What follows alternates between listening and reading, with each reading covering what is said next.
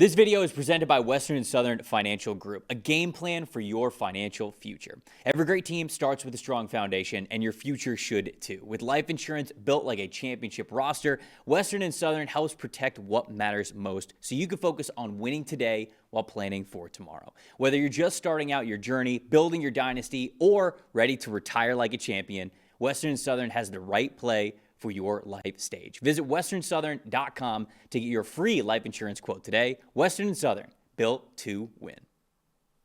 Washington Commanders take on the New York Giants here.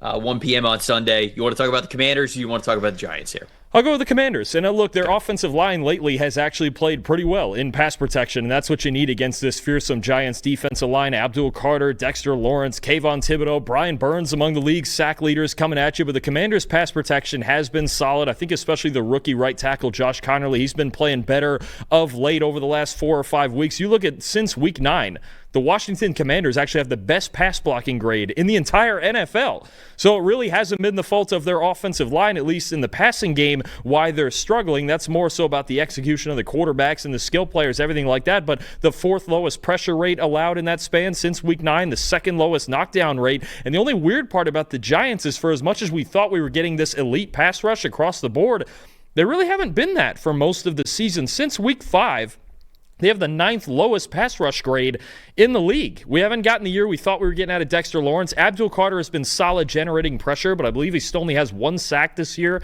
Brian Burns has been racking up sacks. They just haven't been quite as good on this side of the ball. So as much as the Commanders are struggling in their passing game, their offensive line is giving them a chance. And whether it's Jaden Daniels or Marcus Mariota this week, they have been protected. They just need to execute the throws. And Cliff Kingsbury, honestly, has just got to call some better plays than he did, I think, especially on 3rd and 4th down last week against Minnesota. The Giants aren't going to blitz as much for the most part. You know what's coming, and your quarterback should be protected the way that both units in the trenches are playing right now.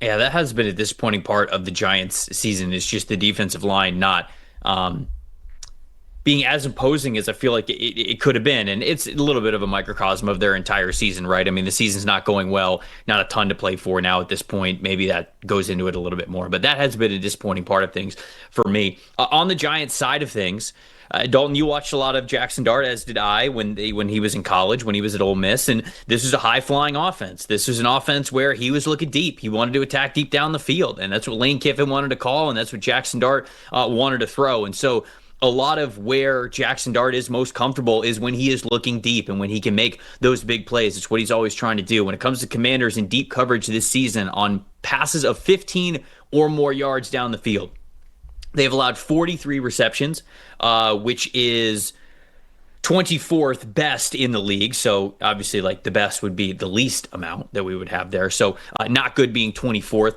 49.7% completion percentage, which is 30th in the NFL, which is, again, saying that they're the 3rd worst and have allowed the highest completion percentage on passes of 15 or more yards.